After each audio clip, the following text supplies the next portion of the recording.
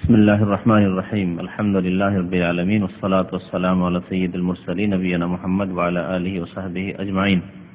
আন আয়েশা রাদিয়াল্লাহু তাআলা আনহা আন্না ইমরাআতান মিনাল আনসার قالت للنبي صلى الله عليه وسلم يا رسول الله كيف اغتسل من الحيض।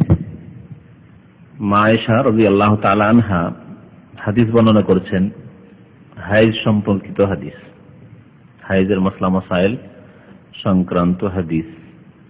বলছেন একটি ঘটনা যে আনসারীদের এক আনসারী মহিলা, ওরা আনসার বংশের মহিলা, আন্নামরাআতাম মিনাল আনসার, একজন মহিলা, মিনাল আনসার, আনসার গোত্রের বা বংশের। আনসার এই জন্য বলা হয়েছে যে আনসার ছাড়া আর এক জাতি ছিল, আর এক কওম ছিল, তাদেরকে মুহাজিরিন বলা হয়। মদিনায় মুসলিমরা দুই ভাগে বিভক্ত ছিল। মুহাজিরিন যারা মক্কা থেকে হিজরত করে মদিনায় এসেছিলেন, মুহাজিরিন। নবী করিম সাল্লাল্লাহু আলাইহি ওয়াসাল্লাম, আবু বকর, ওমর, ওসমান, আলী, তারা মুহাজিরিনদের অন্তর্ভুক্ত। আর আনসার যারা মদিনার লোক, ইসলাম গ্রহণ করেছিলেন, তারা হচ্ছে আনসার। তারা আবার দুই ভাগে বিভক্ত, দুই বংশে, আওস এবং খাজরাজ। আওস বংশ গোত্র এবং খাজরাজ গোত্র। তো আনসারীদের এক মহিলা নবী করিম সাল্লাল্লাহু আলাইহি সাল্লামকে বলল, ক্বালাত লিন-নবী সাল্লাল্লাহু আলাইহি সাল্লাম, নবী করিম সাল্লাল্লাহু আলাইহি সাল্লামের কাছে জিজ্ঞাসা করলো। ক্বালাত বলল মানে জিজ্ঞাসা করলো। নবী করিম সাল্লাল্লাহু আলাইহি সাল্লামকে কি জিজ্ঞাসা করলো? ইয়া রাসূলুল্লাহ, হে আল্লাহর রাসূল সাল্লাল্লাহু আলাইহি সাল্লাম। নবী সাল্লাল্লাহু আলাইহি সাল্লামকে সম্বোধন করার তরিকা তাহলে সাহাবায়ে কেরামদের এরকম ছিল, ইয়া রাসূলুল্লাহ বলে, হে আল্লাহর রাসূল, ইয়া নবী আল্লাহ, হে আল্লাহর নবী। কাইফা আগতাসিলু মিনাল হাইজ, আমি হাইজের গোসল কেমন করে করব? এই মহিলার নাম হাদিসে উল্লেখ করা হয়নি, মা আয়েশা রাদিয়াল্লাহু তাআলা আনহা করেননি, কিন্তু অন্য হাদিসে তার নাম উল্লেখ করা হয়েছে। তার নাম ছিল আসমা বিনতে ইয়াজিদ ইবনে সাকান, আসমা ইয়াজিদ বিন সাকানের মেয়ে রাদিয়াল্লাহু তাআলা আনহা। জিজ্ঞাসা করেছিলেন সরাসরি নবী সাল্লাল্লাহু আলাইহি ওয়াসাল্লামকে মাসলা মাসাইল। মহিলারা পর্দার আড়াল থেকে জিজ্ঞেস করতেন, পর্দার আড়াল থেকে জিজ্ঞাসা করতেন মাসলা মাসাইল।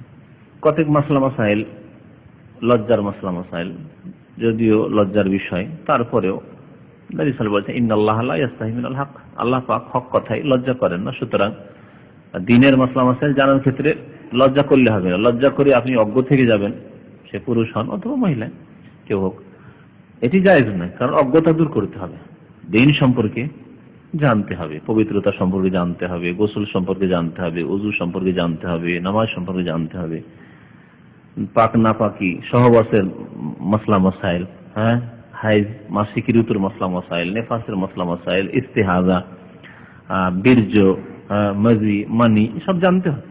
এই ক্ষেত্রে লজ্জা করলে চলবে না। তবে যদি কারো কাছে জানার মাধ্যম থাকে, যে আমি আমার স্বামীকে দিয়ে অথবা কোনো ব্যক্তিকে দিয়ে জেনে নিলাম সরাসরি, ভালো কথা। কিন্তু যদি মনে করে যে সরাসরি আমি জিজ্ঞেস করব, আর তাহলে তা প্রমাণিত। নবী করিম সাল্লাল্লাহু আলাইহি সাল্লামকে জিজ্ঞাসা করার ক্ষেত্রে তিনি একাল করেননি যে স্বামীকে বলে যা জিজ্ঞেস করে আসো, তুমি করেননি, সরাসরি জিজ্ঞেস করেছেন। অথবা ভাইকে, অথবা আর কোন আপনার আত্মীয়কে, কাউকে কথা বলেনি যাও জিজ্ঞেস করে, এই মাসলা জিজ্ঞাসা করে এসো, সরাসরি নবী সাল্লাল্লাহু আলাইহি ওয়াসাল্লামকে জিজ্ঞাসা করেছেন। সুতরাং কোন মহিলা যদি কোন আলেমের কাছে কোরআন হাদিসের মাসলা মেসে জিজ্ঞেস করে, ফিতনার আশঙ্কা না থাকে পর্দার আড়াল থেকে, কোনো দোষ নেই, কোনো দোষ নেই। এই হাদিস প্রমাণ করে। জিজ্ঞাসা করলেন, কাইফা আগতাসিলু মিনাল হাইজ, হাইজের গোসল কেমন করে করব? হাইজ থেকে গোসল করব মানে হাইজ থেকে পবিত্রতার সময় যে গোসল করে পরিষ্কার পরিচ্ছন্ন হয়, পাক পবিত্র হয়, কেমন করে হব আমি? গোসলের মাসলাও শামিল, এবং তার সাথে সাথে যে হাইজের রক্ত বন্ধ হয়েছে, তো লেগে আছে হয়তো শরীরের বিশেষ অংশে, সেগুলি পরিষ্কার পরিচ্ছন্ন কেমন করে করবে? নবী করিম সাল্লাল্লাহু আলাইহি ওয়াসাল্লাম তখন বললেন, খুজি ফিরসাতান মুমাসসাকাতান। ফিরসাতুন মানে হচ্ছে তেনা বা নেকড়া, আর মুমাসসাকা মানে মিস্ক লাগানো, মিস্কের আতর লাগানো, মানে কস্তুরি। কি বুঝেন কস্তুরি? কে বুঝে? মৃগ নাভি থেকে যে আতর তৈরি হয় কস্তুরি বলে। কস্তুরি যুক্ত, অর্থাৎ মূল্যবান আতর, ভালো আতর নবী সাল্লাল্লাহু আলাইহি ওয়াসাল্লামের জামানায় পাওয়া যেত। আজকাল পাওয়া যায় না, অনেক দাম এইসব আতরের। উদটাই পাওয়া যায় না, অনেক দাম। উদি আমরা পাই না, ওই সস্তা 5 রিয়াল 2 রিয়াল এইসব আতর সেন্ট ব্যবহার করে মানুষ। সেই জামানায় মূল্যবান আতর এই দুটি ছিল। একটা হচ্ছে লকড়ি কাঠ থেকে, যেটাকে উদ বলা হয়, আজকেও সেটা আছে, ওদে হিন্দি বলে প্রসিদ্ধ। আগর কাঠ যেটাকে বলে। হিন্দুদের আবার ওই চন্দন কাঠ নাই, কারণ অনেকে আবার অজ্ঞতার কারণে ভাবে যে উদে হিন্দি মানে চন্দন কাঠ, যেটা দিয়ে হিন্দুদের বড় বড় পয়সাওয়ালাদেরকে জ্বালায় পুড়ায়, তাই না? না, ওটা কাঠ নয়, ওই কাঠ আলাদা। ওর সাথে অনেক দামি উদে হিন্দি, যেটা আগর কাঠ, যেটা থেকে তার আতর তৈরি করে এবং যেটার ধ্বনি নেই, যেটা জ্বালাই আরবরা ব্যবহার করে। আর এই মার্কেটটা পেয়েছে কারণ পয়সাও আছে এবং তারা আতরের জন্য প্রচুর পয়সাও খরচ করতে পারে। আমাদের দেশে অনেক পয়সা আছে, কিন্তু আতর আর এই সুগন্ধিতে এত পয়সা খরচ হতে করবে না, এরা ওইটা করতেও পারে। এই জন্য আসামের লোকেরা আরব দেশে এই মার্কেটটা পেয়েছে ভালো। আজমাল এক কোম্পানি আছে, জানেন? আজমাল খুব প্রসিদ্ধ কোম্পানি। এই আজমাল কোন আরবি লোক নয়, এ হচ্ছে আসামি লোক, আসামের বাঙালি লোক, আসামি বাঙালি লোক। ওর এমন কোন সৌদি আরব শুধু নয়, গালফের সৌদি আরব, দুবাই, কাতার, বাহরাইন, এমন কোন শহর নেই যেখানে তাদের ব্রাঞ্চ নেই আজমালের। এবং সবচেয়ে বেশি তাদের এই উদ, আগর কাঠ অথবা উদের আতর তাদের বিক্রি হয়। তো এ হচ্ছে মৃগ নাভি থেকে যে আতর সুগন্ধি তৈরি হতো সেটাকে মিস্ক বলা হয়, মিস্কে আম্বার হচ্ছে, মাসাকা বলা হয়েছে। তো ফিরসা মানে কি বললাম, নেকড়া। খুজি, তুমি নিয়ে নাও। খুজ থেকে মহিলা হলে কি বলবেন? খুজি। তাহলে গ্রামার পড়ায় ফায়দা হলো। খুজি, আপনাকে যদি বলা হয় খুজ, আর আপনাদেরকে যদি বলা হয় খুজু হো ফাগুল্লু হো, আল্লাহ পাক রব্বুল আলামিন বলবেন ফেরেশতাগণকে যে ধরো এদেরকে, জাহান্নামীদেরকে, ফাগুল্লু হো, আর বাঁধো এদেরকে, হাত পা বাঁধো, সুম্মাল জাহিমা সাল্লু, তারপরে জাহান্নামে ফেলো এদেরকে। আল্লাহু আকবার। খুজু হো ফাগুল্লু হো সুম্মাল জাহিমা সাল্লু। খুজি ফিরসাতান মুমাসসাকা, তুমি একটি আতর লাগানো। আর যদি শাব্দিক অর্থ একবার হুবহু করি, আজকালকার মানে ওই পয়সা নেই, সুতরাং যে কোনো আতর যদি থাকে। কস্তুরী যুক্ত নেকড়া, কস্তুরী যুক্ত নেকড়া একটি তুমি নিয়ে নাও। কস্তুরী লাগিয়ে নাও, আতর লাগিয়ে নাও নেকড়া টানাতে। ফাতাওয়াজ্জাই বিহা সালাসান, আর 3 বার তা দিয়ে পরিষ্কার পরিচ্ছন্ন করো। তাওয়াজ্জা মানে ওযু করা নয়, এখানে শাব্দিক অর্থ আছে। তাওয়াজ্জার শরীয়তি অর্থ হচ্ছে ওযু করা। তাওয়াজ্জা মানে ওযু করা। তো ওযু নেকড়া দিয়ে টানা দিয়ে কি ওযু করবেন? টানাতে আতর আছে, ওই দিয়ে কি ওযু হবে নাকি? ওযু করার জন্য পানি লাগবে, হ্যাঁ, 1 লিটার কাছাকাছি পানি লাগবে। নবী সাল্লাল্লাহু আলাইহি ওয়াসাল্লাম সুন্নাত মোতাবেক যদি একবার খুব কম পানি ব্যবহার করেন তাহলে কমের পক্ষে 600 গ্রাম, 1 মুঠ। তো ওযু হয় পানি দিয়ে। এখানে তাওয়াজ্জাই বলা হয়েছে। তাওয়াজ্জাই এখানে শাব্দিক অর্থ রয়েছে। ওযুর শাব্দিক অর্থ হচ্ছে পরিষ্কার পরিচ্ছন্নতা। আল ওযু লুগাতান আন নাযাফাতু, পরিষ্কার পরিচ্ছন্নতা। এখানে শাব্দিক অর্থে তাওয়াজ্জা শব্দটি ব্যবহার করা হয়েছে। আর শরীয়তি অর্থ মানে ইসলামের পরিভাষায় তাওয়াজ্জা মানে ওযু করা। নবী সাল্লাল্লাহু আলাইহি সাল্লাম ওযু বুঝাইলেন, সেই দিন থেকে মানুষ জানলো, মুসলিমরা জানলো যে তাওয়াজ্জা মানে ওযু করা। কিন্তু নবী সাল্লাল্লাহু আলাইহি সাল্লামের আগে 1400 বছর আগে তাওয়াজ্জা শব্দটা ছিল না আরবি ভাষায়। তাওয়াজ্জা মানে ওযু করা। কেমন করে বুঝি? ওযুর কি বিধান ছিল? পুরো ওযুর বিধানই না জানি। আইয়াল্লাযিনা আমানু ইযা কুমতুম ইলা সালাতি ফাগসিলু ওজুহাকুম ওয়া আইদিয়াকুম ইলাল মারাফিকি ওয়ামসাহু বিরুসুমারজুলাকুম ইলাল কাবাইন নাযিলই হয়নি। তাহলে ওযু কি করে বুঝবে? কতক ভাষা আরবি ভাষা আছে, কিন্তু আমরা যেহেতু শরীয়তি ভাষায় বা দৈনন্দিন ব্যবহার করছি, মনে হচ্ছে আমাদের বাংলায়, কিন্তু জিনিস আরবি এবং শরীয়তি পরিভাষা। তো তাওয়াজ্জা মানে হচ্ছে পরিষ্কার পরিচ্ছন্ন হওয়া, পরিষ্কার পরিচ্ছন্নতা। তো এখানে তাওয়াজ্জাই বিহা, ওই টানাটা দিয়ে, নেকড়া দিয়ে আতর মাখানো নেকড়া দিয়ে কি করো? তুমি পরিষ্কার পরিচ্ছন্নতা অর্জন করো। সালাসান, 3 বার করে। তাহলে যেই জায়গা দিয়ে রক্ত প্রবাহিত হয়েছে তার আশেপাশে রক্তের দুর্গন্ধ আছে। মনে রাখবেন যে এমনি রক্তে একটা গন্ধ আছে, হ্যাঁ, আর হায়েজ মাসিকের রক্তে আরো 50 গন্ধ আছে। জানা আছে কিনা? মাসি মালুম। তো এই দুর্গন্ধ পানিতে ধুয়েও দূর হবে না, দুর্গন্ধ থেকে যাবে। দুর্গন্ধ দূর করতে হবে। একটা নিজের পরিচ্ছন্নতার ব্যাপার সবার রয়েছে। এক হচ্ছে পবিত্রতা, পানি দিয়ে ধুয়ে নিয়েছেন, পরিষ্কার হয়ে গেছে, পবিত্রতা হয়ে গেছে। আর পরিচ্ছন্নতা, সাফাই, যেটা এটার জন্য হ্যাঁ আতর টানাতে লাগিয়ে ওই জায়গায় ঘষো, এতে কি হবে, নিজে ফ্রেশ হবে। যে যারা আতর ব্যবহার করে ফ্রেশনেস অনুভব করে না, আমি খুব ফ্রেশ হয়ে রয়েছি, মন মেজাজ আমার ফ্রেশ রয়েছে, শরীর কাপড় চোপড় সুগন্ধি পাচ্ছি, গন্ধ করছে না। আজ এর বিপরীত, বগল গন্ধ করছে, গা গন্ধ করছে, কাপড় গন্ধ করছে, কত খারাপ লাগবে। তাহলে নিজের পরিচ্ছন্নতার ব্যাপার রয়েছে, পরিষ্কার পরিচ্ছন্নতার বিষয়, আর স্বামীর জন্য বটে, এটি হচ্ছে আসল। কারণ যদি বিশেষ স্থানে এইরকম দুর্গন্ধ ছড়াতে থাকে, শুধু পানি দিয়ে ধুয়েছেন, আতর সুগন্ধি ব্যবহার করেননি কোন মহিলা, তাহলে স্বামীর কাছে গেলে যখন দুর্গন্ধ আসবে অরুচি হয়ে যেতে পারে। আর কি অপরিষ্কার মহিলা, বাধ্য হয়েছে ভালো দেখে পরিষ্কার পরিচ্ছন্ন মহিলা, ভালো পরিবার থেকে বিয়ে করি, হতে পারে না। সেই জন্য নবী করিম সাল্লাল্লাহু আলাইহি ওয়াসাল্লাম বলেছেন যে তোমরা এইভাবে আতর ব্যবহার করবে হাইজ থেকে পাক হওয়ার পর। হাইজ থেকে পাক হলে, গোসল করলে, পাক হইলে এখন পরিষ্কার পরিচ্ছন্ন হও। পরিষ্কার পরিচ্ছন্ন হওয়ার জন্য নেকড়াতে আতর নিয়ে সেটা দিয়ে কি করো, তাওয়াজ্জাই বিহা সালাসান, 3 বার করে দিয়ে পরিষ্কার পরিচ্ছন্নতা অর্জন করো। তাওয়াজ্জাই বিহা বুঝতে পারেননি ও মহিলা, তাওয়াজ্জাই বিহা বুঝবেন কি করে? তাওয়াজ্জা মানে ওযু করা হয়, তাওয়াজ্জা মানে পরিচ্ছন্নতা যদি ধরায়, শাব্দিক অর্থ যদি বুঝে নাও, তো কেমন করে পরিষ্কার পরিচ্ছন্নতা অর্জন করব? কি করব তাহলে? তেনাটাকে কি করব? তেনাতে আতর লাগিয়েছে, করবো কি? বাস্তবে বুঝতে তো হবে, কারণ এই শুনে শুধু মন্ত্র পড়া নয়, আমল করতে হবে। নবী সাল্লাল্লাহু আলাইহি ওয়াসাল্লাম যা বলছেন বুঝতে পারছেন না মহিলা। এই হাদিসটা সংক্ষেপ করে দেওয়া হয়েছে। আরেকটি হাদিস আছে যে ওই মহিলা বুঝতে যখন পারেনি তখন কাইফা তাতাহারু বিহা ইয়া রাসূলুল্লাহ। আরেকটি হাদিসে নবী সাল্লাল্লাহু আলাইহি ওয়াসাল্লামের শব্দ তাওয়াজ্জায়ের জায়গায় তাতাহারি বিহা আছে। এই হাদিসটা যেহেতু এটা সংক্ষিপ্ত বুখারী, বিস্তারিত যে ফুল বুখারী শরীফে তার আগের হাদিস, এটি হচ্ছে 300 বাংলায় আছে 315 নম্বর হাদিস, এই হাদিসটি যেটি তরজমা করলাম।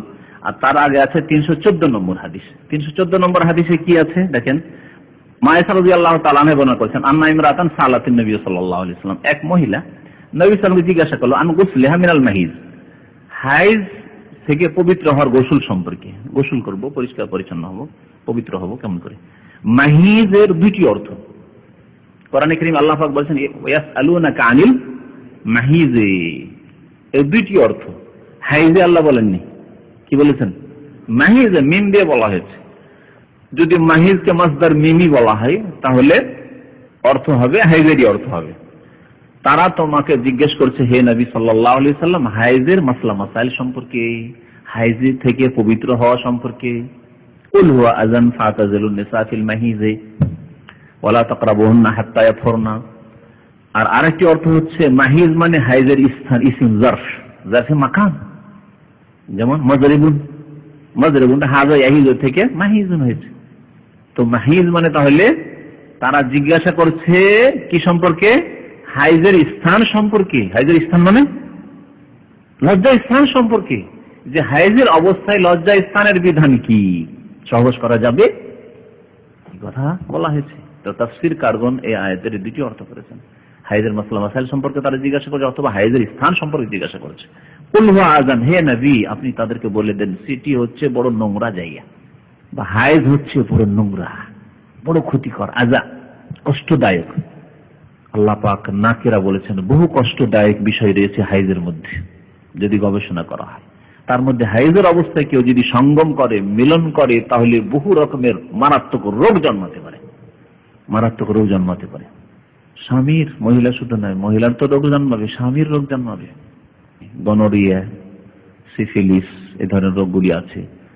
তারপর লজ্জা স্থান, পুরুষের পুজ হয়ে যাওয়া, পুষতে লাগা, সরতে লাগা, এই ধরনের রোগগুলি সৃষ্টি হতে পারে, যেটা ব্যভিচারকারিণী মহিলাদের সাথে মিলন করলে অথবা হারাম কাজ ব্যভিচার করলে। আজকালকার জমানে আরেকটা ওর চেয়ে বড় রোগ হয়েছে এইডসের রোগ।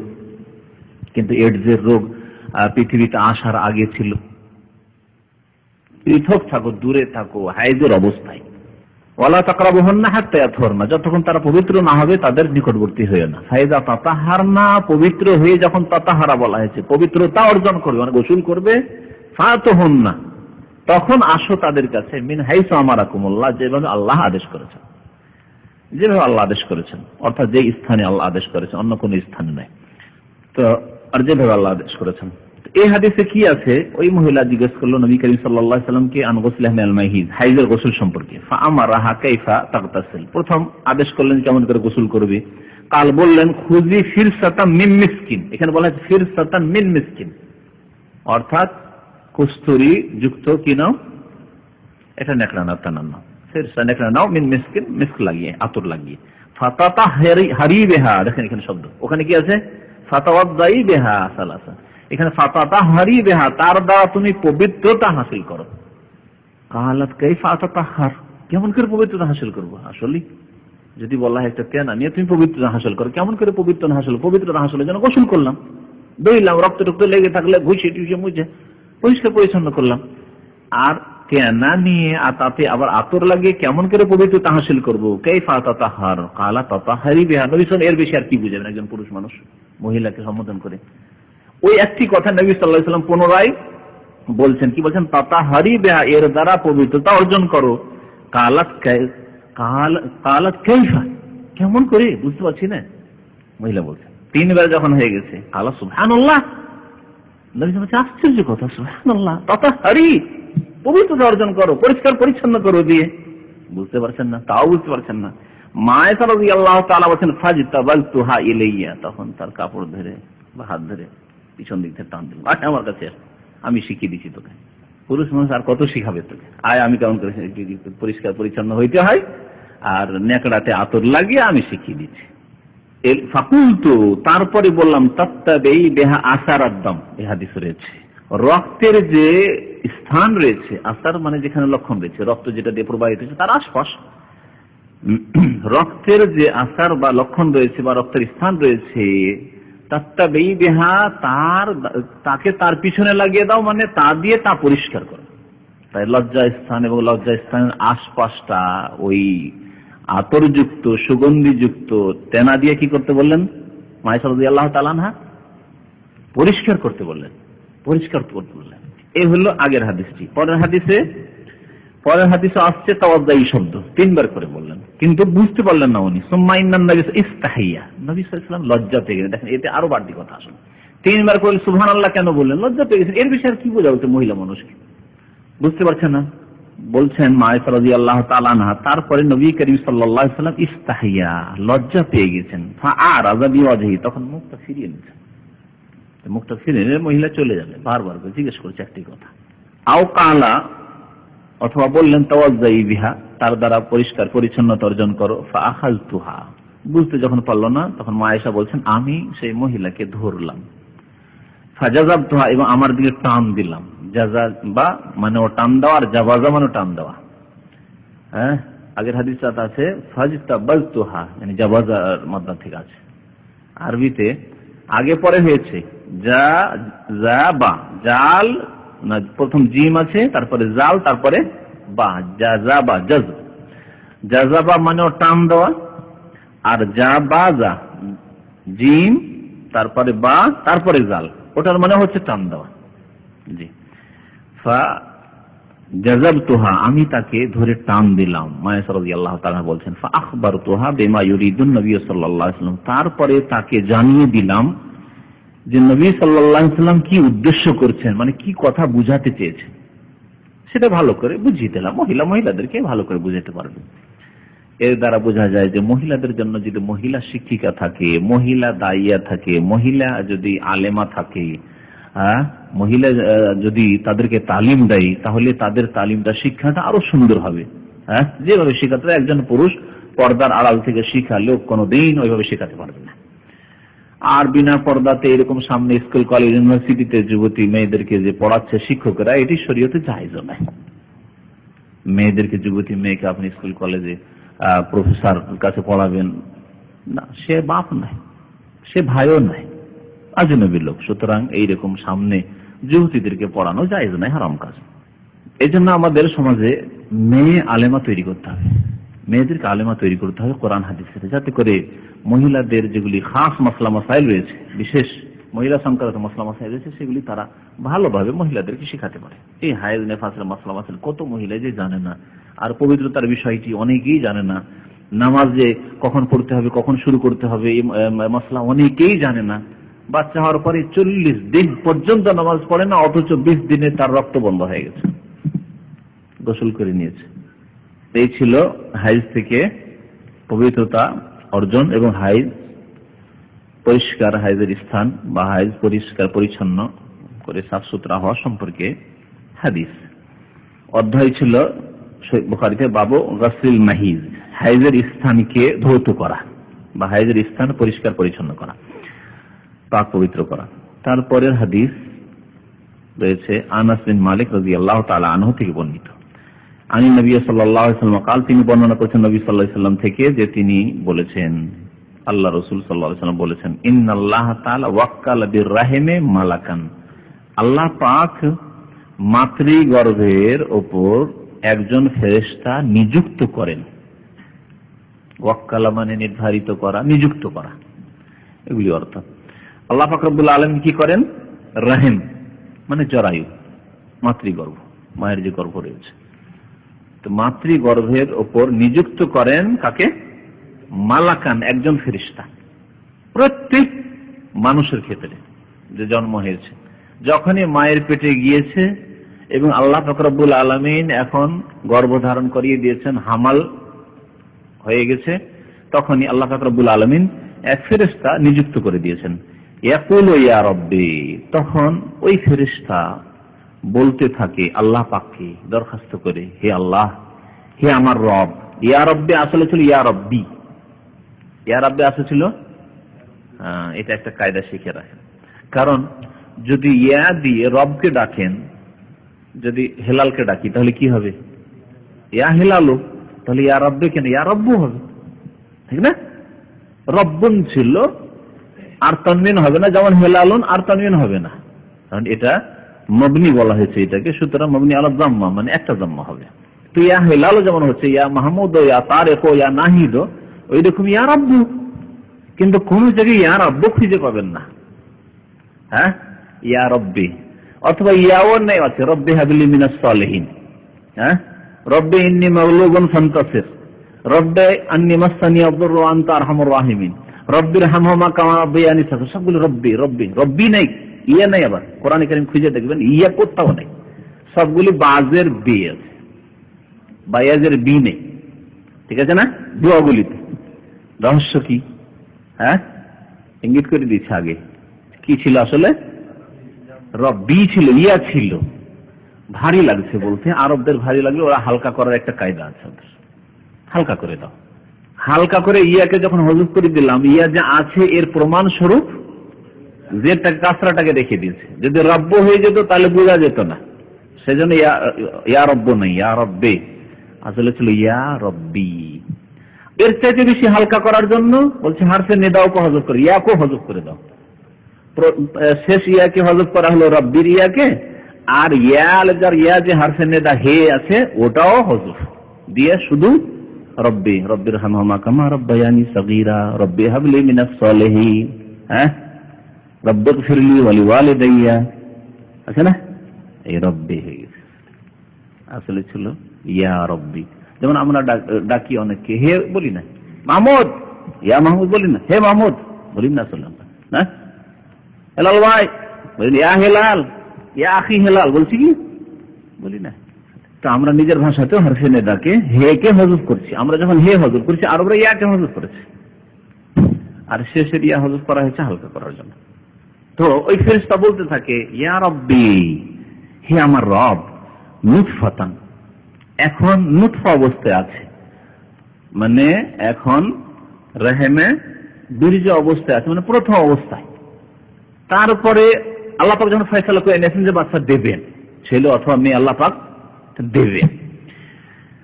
ইয়া রব্বি, কিছুদিন পরে ওই ফেরেশতা, কতদিন পরে? অন্য হাদিসে রয়েছে 40 দিন। মায়ের পেটে 40 দিন নুতফা হয়ে থাকে, তারপরে 40 দিন পরে কি হয়? আলাকা হয়। নুতফার পরে, নুতফা মানে হচ্ছে বীর্য, নুতফা মানে মনি, বীর্য, প্রথম স্তর, এটা বীর্য হয়ে গেল।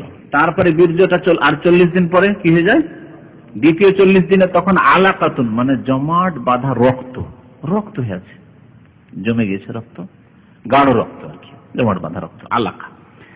ইয়া রব্বি আলাকা, হে আল্লাহ, হে আমার রব, এখন আলাকা এখন এই মহিলার পেটে আলাকা অবস্থায় রয়েছে, অর্থাৎ জমাট বাঁধা রক্ত অবস্থায় রয়েছে। ইয়া রব্বে, তারপরে তৃতীয় 40-এ 240-80 দিন হয়ে গেছে, 81-82 দিন যখন হইতে চলেছে, ইয়া রব্বে মুযগা, হে আমার রব, এখন গোশতপিণ্ড, গোশতের টুকরো, রক্তটা এখন গোশতের টুকরো রূপান্তরিত হয়ে গেছে, আর রক্ত হয়ে নেই। 120 দিন পর্যন্ত এরকম, 120 দিনে এখন গোশতের টুকরো হয়ে আছে, ছোট্ট গোশতের টুকরো হয়ে আছে। এখন কি ফায়সালা হবে আল্লাহ পাকের পক্ষ থেকে?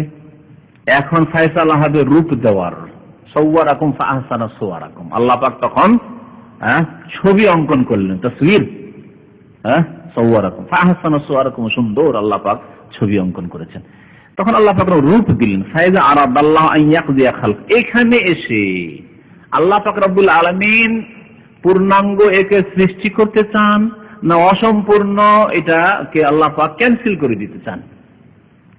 অনেক সময় 2 মাস 3 মাস 4 মাস থাকলো, তারপরে খুব বেশি বেশি রক্ত নামলো আর বাচ্চা ধরলো না, হয় না?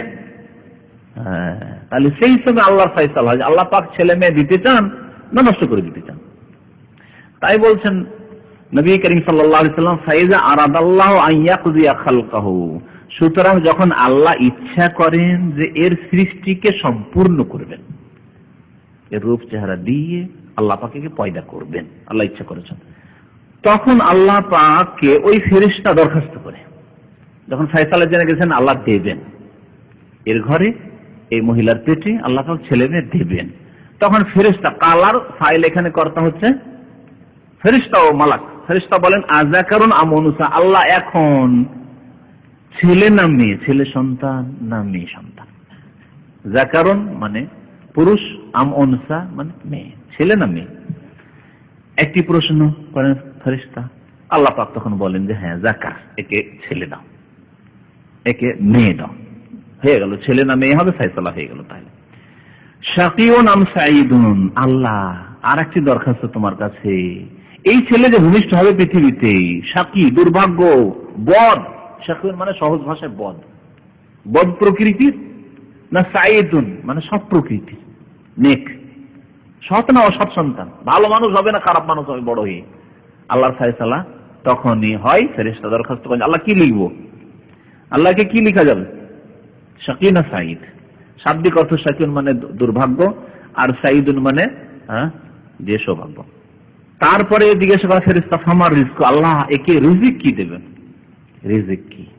রিজিক মানে আমাদের দেশের মানুষেরা রিজিক মানে শুধু বুঝে যে কতটি খেতে পাবে সে, শুধু এটার নাম রিজিক না। রিজিক মানে তার ভাগ কি, দুনিয়া থেকে তার ভাগ। রিজিকের শাব্দিক অর্থ হচ্ছে নসিব। আমরা এই নসিব শব্দটা ব্যবহার করি, ওফ আমার নসিব খারাপ, বিপদ আপদ হইলে নসিব খারাপ আমার, বা অমুকের নসিব খারাপ, আরবি শব্দ নসিব। ওমা লাহু ফিল আখিরাতি মিন নসিব, কোরআনে বলেছে নসিব মানে অংশ।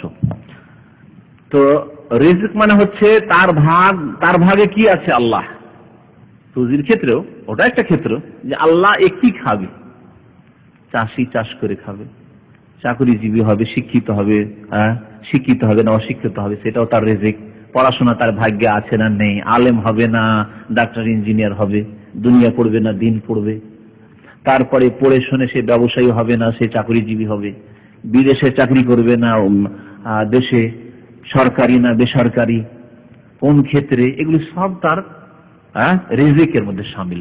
রিজিকের মধ্যে বয়স শামিল, বয়স কত পাবে, বাল্যজীবনে মরে যাবে, দুনিয়াতে আসে বাল্যজীবন মরে গেল, যুবক হয়ে মরে গেল, 25 বছর 20 বছর মরে গেল, না সে 40 পৌঁছিল, 60-70 পৌঁছিল, না 80 না 100, সবগুলো রিজিকের শামিল। আল্লাহ এর রিজিক কি, আমার রিজিক কি, রিজিক লিখবো।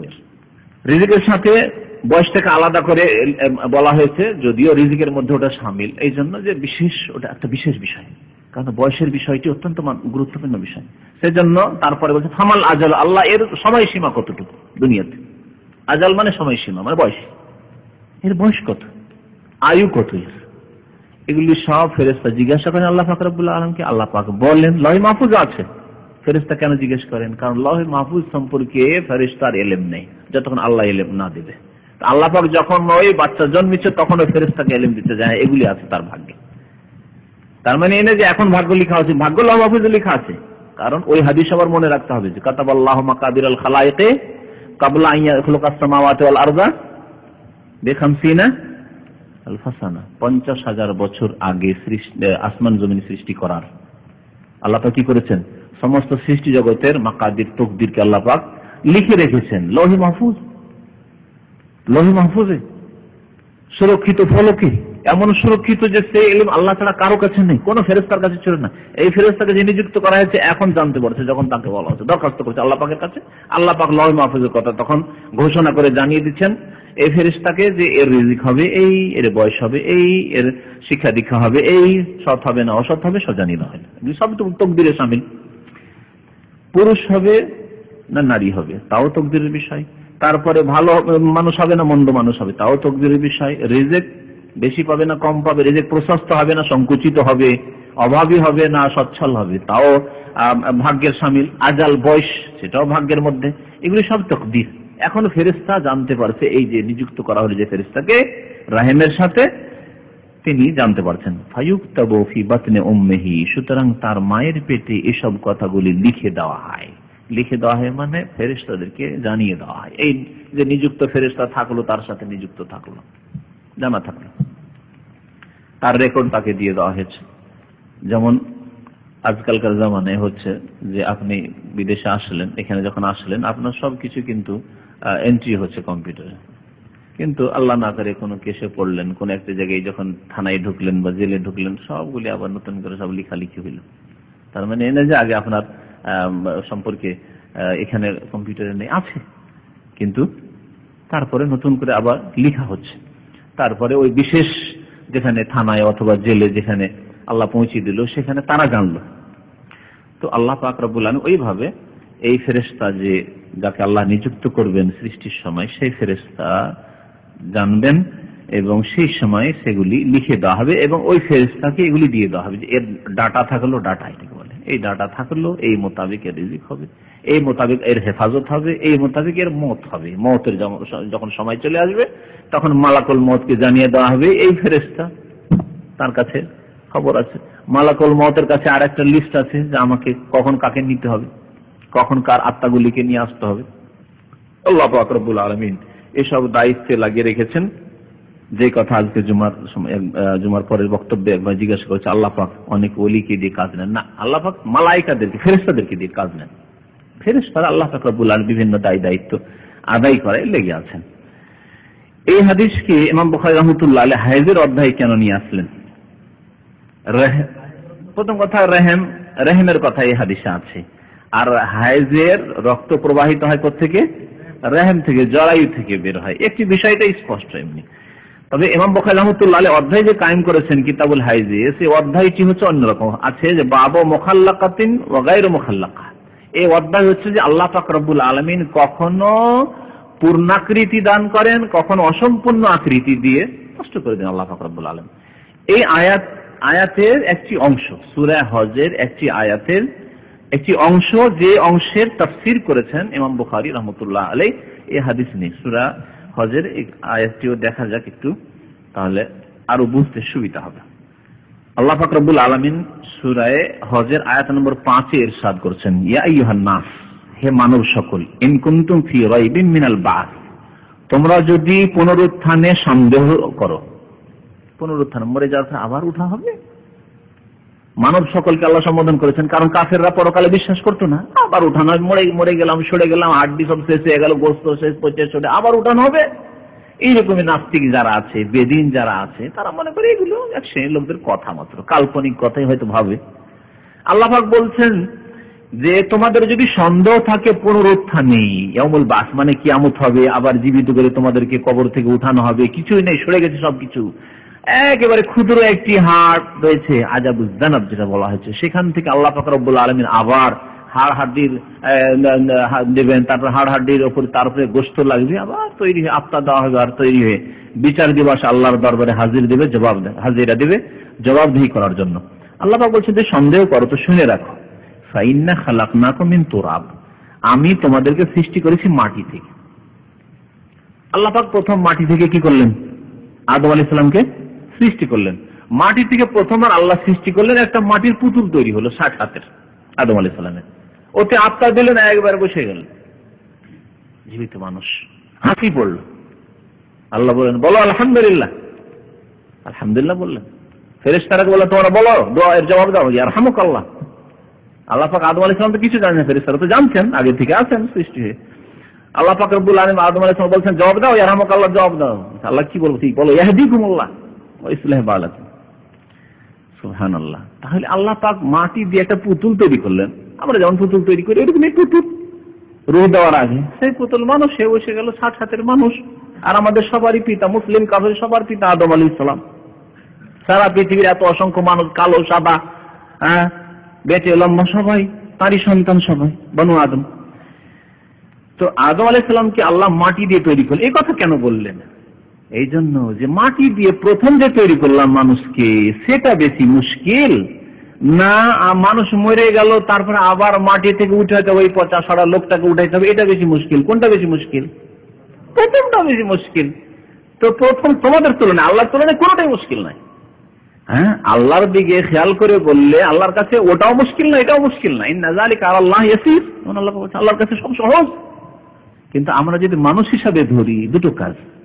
একটা হচ্ছে যে একবার দেখেছি, নমুনা দেখেছি, মানুষ এরকম হয়, নাক মুখ মাথা থেকে পা পর্যন্ত এরকম হয়, সবকিছু অঙ্গ প্রত্যঙ্গ, তারপরে এরকম তৈরি করতে বলে মানুষ তৈরি কর। আর দেখিনি, বলা হচ্ছে তৈরি করে, একটা সৃষ্টি তৈরি করো। কেমন তৈরি করবো কিছু তো জানি না, ঠিক না?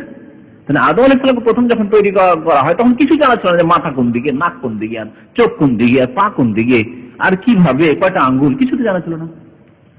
আত্মা দেওয়া আবার আল্লাহ পাক ওইটা একটা তৈরি করলেন। আমরা আমাদের দিকে লক্ষ্য করে ওই একটা সৃষ্টি রাখি সামনে, আর একটা হচ্ছে যে মানুষ মরে গেছে, তারপরে আবার পুনরায় তাকে সৃষ্টি করতে হবে, জীবন দিতে হবে। কোনটা বেশি সহজ? ফরকটা সহজ। কেন? জানা আছে যে এরকম মানুষ ছিল, জানা আছে। তো আল্লাহ পাক তাই বলছেন যে তোমরা যদি পুনরুত্থানে সন্দেহ করো যে আবার কি করে মাটি থেকে পচে সরে যাওয়ার পরে উঠবে, তো মনে রাখো যে আমি তোমাদেরকে মাটি থেকে তৈরি করেছি, তখন তো মুশকিল হয়নি। তাহলে তোমাদেরকে আবার মাটি থেকে উঠে আবার কি মুশকিল হবে? মাটিকে বলো, মাটি তোমার পেটে যা আছে উঠাও। ওয়াইজাল কবুর বুসিরাত, কবরগুলি কোন মোচিত করা হবে, কবর থেকে মানুষ কোথানো হবে। আল্লাহ পাক মাটিকে হুকুম করবেন যে আখিরাজি মাফি বাতনিক, তোমার পেটে যা আছে ওগুলো ফেলো, ওগুলাও তুমি। সুম্মা মিন নুতফা, আল্লাহ পাক বলছেন যে প্রথম মানুষকে আমি মাটি দিয়ে তৈরি করলাম, তারপরে আমি একটা সিস্টেম নিজাম তৈরি করে দিলাম, নীতিমালা। সেটা হচ্ছে অথবা নুতফা থেকে, শুক্র থেকে, শুক্র মানে বীর্য থেকে। সুম্মা মিন আলাকাতিন, অতঃপর ওই নুতফাকে কি করলাম আমি? আলাকা, জমাট বাঁধা রক্ত করলাম। সুম্মা মিন মুদগাতিন, অতঃপর আমি সেটাকে কি করলাম? মুদগা, গোশতের টুকরো করলাম, গোশতপিণ্ড। মুখাল্লাকাতিন, এই গোশতের পিণ্ডতে কি করলাম? মুখাল্লাকাতিন, পূর্ণ আকৃতি দিলাম। মুখাল্লাকাত, সেটাতে পূর্ণ আকৃতি দেওয়া হলো। ওয়া গায়রু মুখাল্লাকা, এবং কখনো কখনো কি করা হলো? অসম্পূর্ণ সৃষ্টি। 5 মাস 6 মাসের ছেলে 3 মাসের 2 মাসের 2.5 মাসের হয়ে কি হয়ে গেল? নেমে গেল, নষ্ট হয়ে গেল। গায়রু মুখাল্লাকা, আল্লাহ সৃষ্টি করলেন না, আল্লাহ এরকম করেছেন। লিনুবাইয়িনা লাকুম, যাতে করে তোমাদের জন্য আমি স্পষ্ট বর্ণনা করি। ওয়া নুকিরু ফিল আরহামে মা নাশা, আর যা আমি চাই, যেমন চাই, যাতে করে জরায়ুতে, মাতৃগর্ভে আমি স্থান দিতে পারি। আমি আল্লাহ যখন ইচ্ছা করেছি মাতৃগর্ভে আমি ছেলে দিয়েছি, আমি ইচ্ছা করেছি মাতৃগর্ভে আমি মেয়ে দিয়েছি, আমি ইচ্ছা করি মাতৃগর্ভে কালো দিয়েছি, সাদা দিয়েছি, লম্বা দিয়েছি, বেটে দিয়েছি, আমি ইচ্ছা করেছি অসম্পূর্ণ করেছি গায়রু মুখাল্লাক, আমি সৃষ্টি করি না, নামিয়ে দিয়েছি, নষ্ট করে দিয়েছি। তো এই আয়াতে যে রয়েছে সুম্মা মিন মুদগাতিন মুখাল্লাকাতিন ওয়া গায়রে মুখাল্লাকাতিন, এই আয়াতের তাফসীর করেছেন ইমাম বুখারী রাহমাতুল্লাহ আলাইহি, বলছেন হাইজের অধ্যায়ে বাবু মুখাল্লাকাতিন ওয়া গায়রে মুখাল্লাকা। এই অধ্যায় হচ্ছে এই আয়াতের তাফসীর সম্পর্কে, যে আল্লাহ পাক কতক কি করেন? নুতফা, আলাকা আর মুজগা করার পরে আল্লাহ পাক কতককে কি করেন? পূর্ণাঙ্গ আকৃতি দিয়ে থাকেন। ওয়া গায়রে মুখাল্লাকা, আর কতগুলিকে পূর্ণাঙ্গ আকৃতি দেন, অসম্পূর্ণ রেখে আল্লাহ পাক নষ্ট করে দেন। জি, এই ছিল হাদিস। আল্লাহ পাক রব্বুল আলামিন যেন কোরআন হাদিস বোঝার এবং তার প্রতি আমল করার তৌফিক দান করেন। আমিন। সাল্লাল্লাহু আলা নবিয়িনা মুহাম্মদ ওয়া আলা আলিহি ওয়া সাহবিহি আজমাইন। ঠিক, আমাদের ভাই প্রশ্ন করছে যে হাদিসে বলা হয়েছে যে কোন মহিলা যাতে করে আতর সুগন্ধ নিয়ে বাইরে না যায়, আছে না হাদিস? আর যদি কেউ যায় আর বাইরে অপর পুরুষ যদি তার সুগন্ধি পায়, তাহলে ফাহিয়া কাজা ওয়া কাজা, সে জানিয়া ব্যভিচারকারিনী, কারণ সে আকৃষ্ট করলো অন্য পুরুষদেরকে। তাহলে এখানে যে আতর সুগন্ধি লাগাইতে বলা হয়েছে লজ্জাস্থানে হাইজ থেকে পাক হওয়ার পর, তাহলে সমন্বয় কি? হ্যাঁ, সমন্বয় আছে।